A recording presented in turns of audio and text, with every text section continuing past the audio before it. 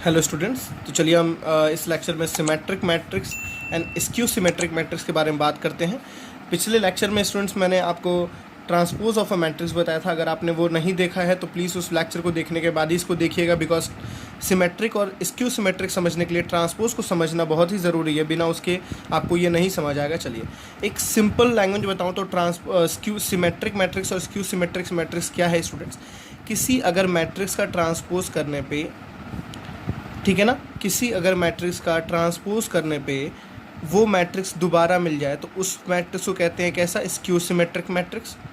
और किसी मैट्रिक्स से ट्रांसपोज करने पे उस मैट्रिक्स का अगर नेगेटिव मिले तो उसको क्या बोलते हैं, स्क्यू सिमेट्रिक्स। है तो इतनी ही चीज़, समझ आ रही बात है ना। कोई पूछे व्हाट इज सिमेट्रिक मैट्रिक्स, तो किसी मैट्रिक्स का जब हम ट्रांसपोज करते हैं और वो मैट्रिक्स दोबारा मिल जाती है तो उसको क्या बोलते हैं, सिमेट्रिक मैट्रिक्स। किसी मैट्रिक्स का ट्रांसपोज करते हैं और वो मैट्रिक्स नेगेटिव होकर मिलती है तो उसको क्या बोलते हैं, स्क्यू सिमेट्रिक मैट्रिक्स। क्लियर है स्टूडेंट्स ना। अब देखिए मैं कुछ एग्जांपल से आपको उसको समझाता हूँ। टॉपिक्स तो हमारी इतनी ही हैं।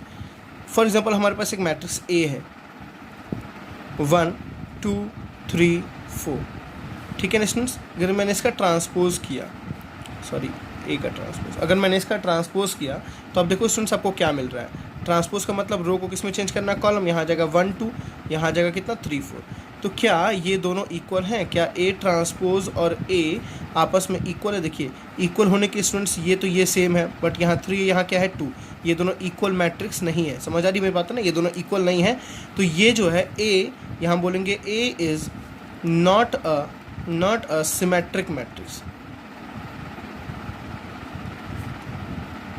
समझ आ रही बात है ना, A is not a symmetric matrix. जब ट्रांसपोज इक्वल हो उसी कंडीशन में हम सिमेट्रिक बोलते हैं। अगर ट्रांसपोज इक्वल ना हो तो वो सिमेट्रिक नहीं है। क्लियर हुई ना बातें। अब एक बहुत इंपॉर्टेंट पॉइंट, अगर मैंने एक मैट्रिक्स लिख दिया ए 1 2 3 4 5 6, ठीक है ना। अब स्टूडेंट्स अगर इसका आप ट्रांसपोज निकालते हो तो इसका ट्रांसपोज देखिए, अगर इसका ऑर्डर क्या है 2 क्रॉस 3, तो स्टूडेंट्स डेफिनेटली इसके ट्रांसपोज का ऑर्डर कितना आएगा 3 क्रॉस 2, क्योंकि आपने पढ़ा है ऑर्डर क्या हो जाता है, हमेशा जस्ट उल्टा हो जाता है, बदल जाता है। अब देखिए अगर अगर ऑर्डर ही बदल गया, एक रेक्टेंगुलर मैट्रिक्स का ही ऑर्डर चेंज होगा ट्रांसपोज में। अगर ऑर्डर, प्लीज स्टूडेंट्स यहाँ ध्यान से समझिएगा मैं क्या समझाना चाह रहा हूँ, ठीक है ना। जैसे देखिए यहाँ ऑर्डर था 2 क्रॉस 2, तो हमने स्क्वायर मैट्रिक्स का अगर ट्रांसपोज किया तो हमेशा ऑर्डर सेम ही आएगा। किसी स्क्वायर मैट्रिक्स का जब ट्रांसपोज करते हैं तो ऑर्डर तो सेम आता है, लेकिन अगर किसी रेक्टेंगुलर मैट्रिक्स का ट्रांसपोज करते हैं तो ऑर्डर स्टूडेंट क्या होता है, बदल जाता है। ऑर्डर क्या होता है, बदल जाता है। देखिए यहाँ पे आएगा 1 2 3, यहाँ 4 5 6, 3 रो 2 कॉलम्स, ऑर्डर चेंज हो गया। अब स्टूडेंट्स अगर आप डायरेक्टली बता नहीं सकते हो क्या ये दोनों मैट्रिक्स कभी भी सिमेट्रिक होंगे, बिना देखे कभी भी नहीं होंगे, बिकॉज रेक्टेंगुलर मैट्रिक्स के जो ट्रांसपोज बनेंगे उसका ऑर्डर बदल जाएगा। और जब किसी दो मैट्रिक्स का ऑर्डर ही सेम ना हो, जब किसी दो मैट्रिक्स का, एक मैट्रिक्स ऐसी है 2 क्रॉस 3 है और एक मैट्रिक्स ऐसी है 3 क्रॉस 2 है, स्टूडेंट्स ये दो मैट्रिक्स कभी भी इक्वल नहीं हो सकती, किसी केस में इक्वल नहीं हो सकती, चाहे हर एक एलिमेंट इक्वल हो जाए, क्योंकि दोनों का ऑर्डर क्या है, अलग अलग है। चाहे जो एलिमेंट इसमें है वो एलिमेंट इसमें हो जाए, बट इनका ऑर्डर क्या है, अलग अलग है, तो ये दोनों कभी इक्वल हो ही नहीं सकते। इसका मतलब क्या हुआ, हम डायरेक्टली अगर कोई रेक्टेंगुलर मैट्रिक्स हमारे पास दिया हुआ है, फॉर एग्जांपल हमारे पास एक मैट्रिक्स ए दिया हुआ है 1 2 A B C and so on, कुछ भी दिया हुआ है स्टूडेंट्स। अगर कोई पूछे क्या इसका ये सिमेट्रिक है या स्क्यू सिमेट्रिक है, तो डेफिनेट पहले आपको सिमेट्रिक में समझाता हूँ। कोई पूछे ये सिमेट्रिक है तो आपको तुरंत बोलना है नो, ये सिमेट्रिक कभी हो ही नहीं सकता, बिकॉज जब इसका ट्रांसपोज निकालेंगे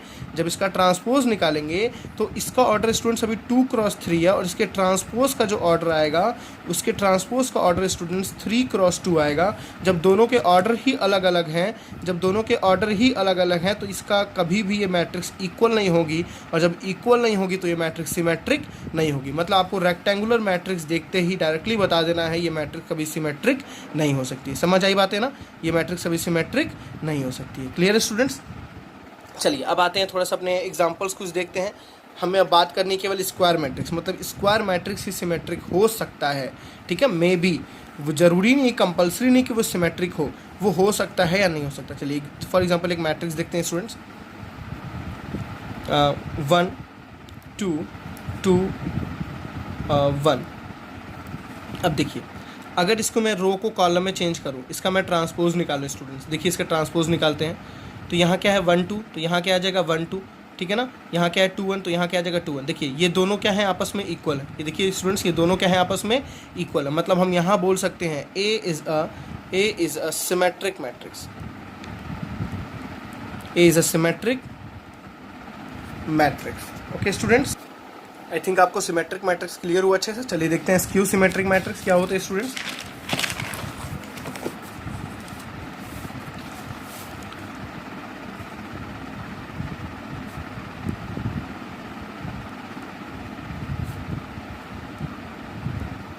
चलिए अभी आपको मैंने 50% तो समझा दिया। क्या समझाया? किसी मैट्रिक्स का ट्रांसपोज करने पे वो मैट्रिक्स नेगेटिव ही फॉर्म में मिल जाए तो उसको मैट्रिक्स को क्या बोलते हैं? स्क्यू सिमेट्रिक मैट्रिक्स बोलते हैं। समझ आ रही बात है ना? स्क्यू सिमेट्रिक मैट्रिक्स बोलते हैं। चलिए फॉर एग्जांपल एक को ये मैट्रिक्स लेते हैं A 2 3 4 5। चलिए इसका ट्रांसपोज निकालते हैं स्टूडेंट्स। इसका ट्रांसपोज कितना होगा? रो को किस में चेंज करना है? कॉलम में। तो 2 3, यहाँ आ गया 2 3, ठीक है ना, यहाँ आ गया 4 5। क्लियर है स्टूडेंट्स? अब देखिए क्या इसका ट्रांसपोज नेगेटिव ऑफ ए के इक्वल है? नेगेटिव ऑफ ए का मतलब क्या हुआ? सारे एलिमेंट को माइनस से मल्टीप्लाई कर दीजिए, -2 -3 -4 एंड -5। समझ आ रहा है ना? सारे एलिमेंट को किससे मैंने मल्टीप्लाई कर दिया? माइनस से मल्टीप्लाई कर दिया। तो अब देखो क्या ये और ये आपस में इक्वल है? ये और ये आपस में इक्वल नहीं है, मतलब A transpose is not equals to -a। A transpose is not equals to -a। अगर ऐसी कंडीशन है तो हम क्या बोलेंगे? A is not a skew symmetric matrix. A is not a skew symmetric matrix। I think students आपको समझ आ गया सिमेट्रिक मैट्रिक्स क्या है और स्क्यू सिमेट्रिक मैट्रिक्स क्या है। समझ आ रही है ना? आपको दोनों में ध्यान रखना है। स्क्वायर मैट्रिक्स के ऊपर ही आपको डील करना है। अगर वो मैट्रिक्स स्क्वायर नहीं है तो ये कभी होगा ही नहीं। स्क्यू सिमेट्रिक मैट्रिक्स में भी जस्ट यही है, आपको बस ए है, जैसे आपने इसको ट्रांसपोज किया तो ये क्या बन जाएगा? एक रेक्टेंगुलर बन जाएगा।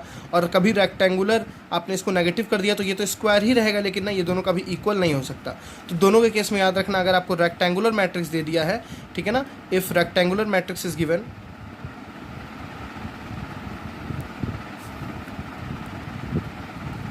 if rectangular matrix is given, then there is no possibility of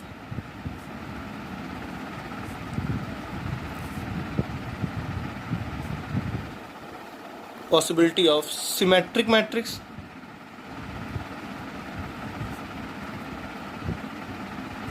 और skew symmetric matrix।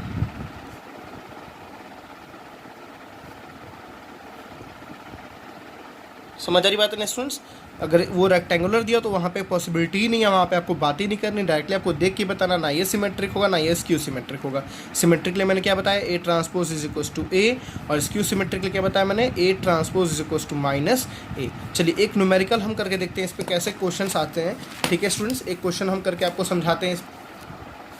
तो देखिए स्टूडेंट्स हमारा क्वेश्चन क्या है? इफ़ द मैट्रिक्स ए, आपको एक मैट्रिक्स ए दिया हुआ is A skew symmetric matrix. देखिए आपको क्या बोल दिया, जो ये ए है वो एक स्क्यू सिमेट्रिक मैट्रिक्स है, तो आपको ए बी और सी की वैल्यू फाइंड आउट करनी है स्टूडेंट्स। बहुत ही इजी। अगर ये स्क्यू सिमेट्रिक मैट्रिक्स है तो हमें पता है स्क्यू सिमेट्रिक मैट्रिक्स के लिए उस मैट्रिक्स का transpose is equals to minus of A. ठीक है ना? चलिए इस मैट्रिक्स का ट्रांसपोज रखते हैं यहाँ पे। डायरेक्टली ट्रांसपोज अब आप निकाल सकते हैं कैसे?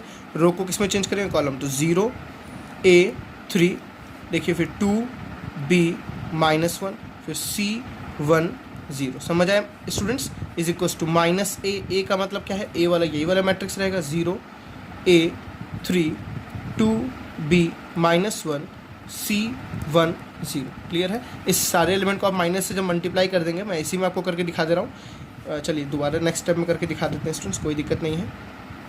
इधर एलिमेंट क्या है? 0 A 3 2 B -1 C 1 0, और यहाँ सारे एलिमेंट जब माइनस से मल्टीप्लाई होते हैं क्या हो जाएगा? -0 तो 0 ही रहेगा।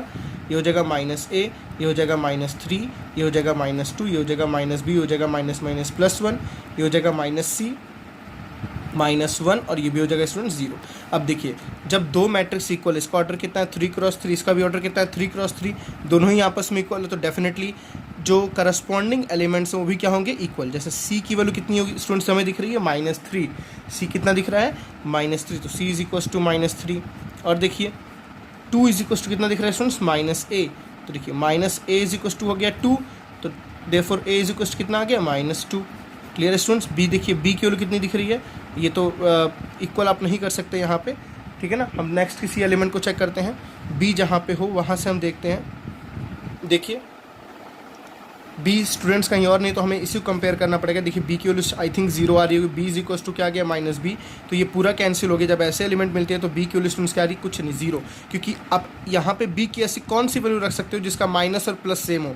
तो एक 0 ही ऐसा इंटीजर होता है जिसका -0 और +0 को हम क्या बोलते हैं, 0 बोलते हैं। मेरी बात समझ आ रही है स्टूडेंट? 0 एक ऐसा इंटीजर होता है जिसको माइनस में हो तो भी हम 0 ही बोलते हैं और प्लस में हो तो भी हम क्या बोलते हैं, 0 ही बोलते हैं। तो बी की जगह क्या आ जाएगा, 0, ए की जगह -2 और सी की जगह कितना आ गया, -3। इस टाइप के क्वेश्चंस आपके पास एग्जाम में काफ़ी ज़्यादा पूछे जाएंगे। ओके स्टूडेंट्स, चलिए स्टूडेंट्स हम एक क्वेश्चन देखते हैं।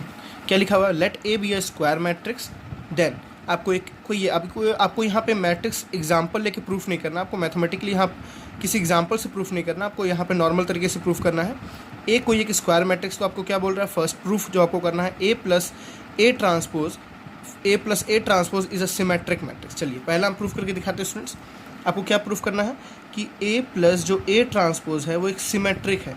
सिमेट्रिक का मतलब ए प्लस ए ट्रांसपोज का अगर हम होल ट्रांसपोज करेंगे, सिमेट्रिक का मतलब क्या होता है, अगर आपको किसी मैट्रिक्स को सिमेट्रिक प्रूफ करना होता है तो आप क्या बोलते हैं, उस मैट्रिक्स का ट्रांसपोज उस मैट्रिक्स के इक्वल हो जाए। मेरी बात समझ आ रही है ना? तो मैं ऐसे समझ सकता हूँ, let A plus A transpose को मैं कोई मैट्रिक्स बी मान लेता हूँ। ठीक है स्टूडेंट, समझ आ रही बात है ना? तो आपको एक्चुअली क्या प्रूफ करना है, बी इज अ सिमेट्रिक। आपको क्या प्रूफ करना है, बी इज अ सिमेट्रिक।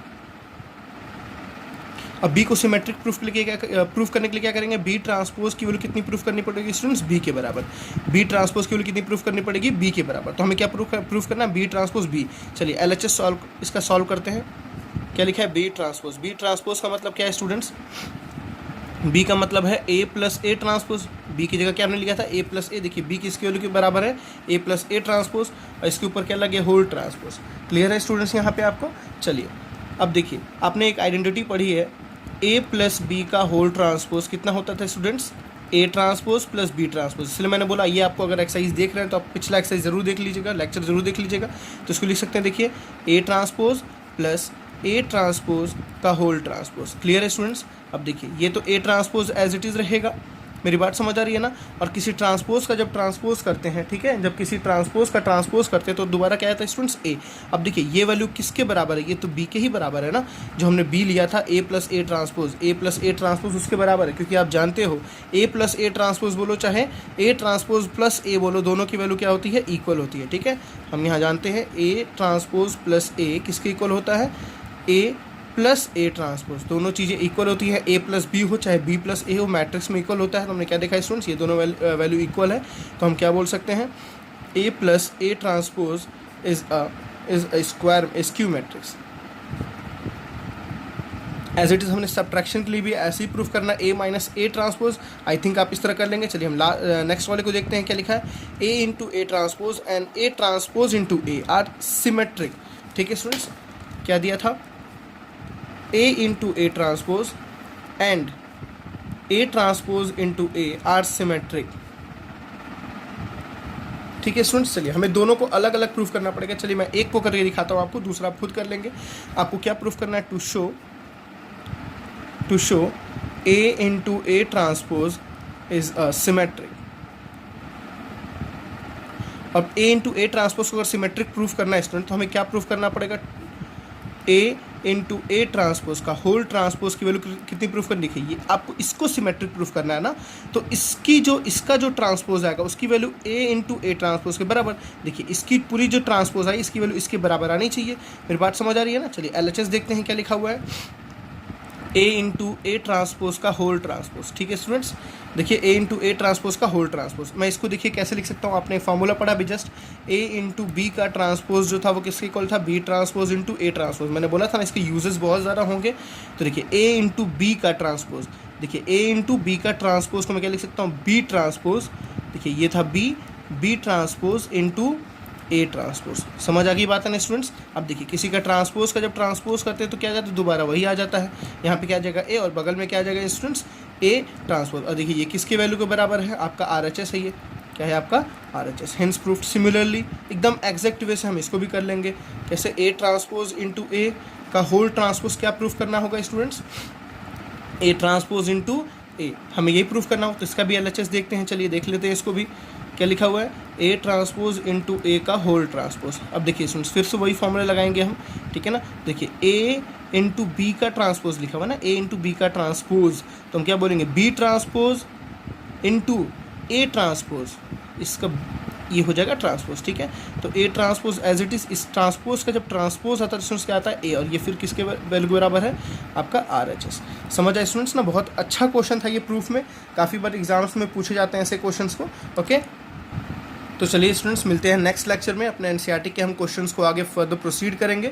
अभी हमने पिछले लेक्चर में ट्रांसपोज के बारे में पढ़ा, ठीक है ना। ट्रांसपोज में हमने कुछ प्रॉपर्टीज़ पढ़ी थी। ट्रांसपोज ऑफ मैट्रिक्स क्या होता है, जो हमने बताया था जब रो को कॉलम से इंटरचेंज कर देते हैं। फिर हमने इस मैट्रिक्स में, इस वाले लेक्चर में पढ़ा है symmetric matrix and skew symmetric matrix.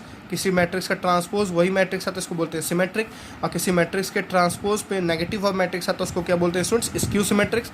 Transpose में हमने क्या क्या पढ़ा था, किसी मैट्रिक्स के ट्रांसपोज का मतलब रो को कॉलम में इंटरचेंज करना। हमने उसमें कुछ प्रॉपर्टीज़ पढ़ी थी, किसी मैट्रिक्स के ट्रांसपोज का होल ट्रांसपोज करते तो मैट्रिक्स दोबारा मिल जाता है, ठीक है ना।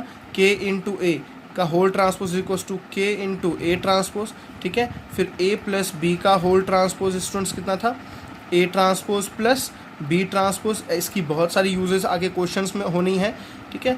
ए माइनस बी का whole transpose is equals to A transpose minus B transpose. फिर हमने लास्ट जो इंपॉर्टेंट देखा था स्टूडेंट्स, ए बी का whole transpose is equals to B transpose into A transpose. इसका काफ़ी ज़्यादा यूज़ है, ठीक है ना। चलिए मिलते हैं नेक्स्ट लेक्चर में। Okay students, bye bye.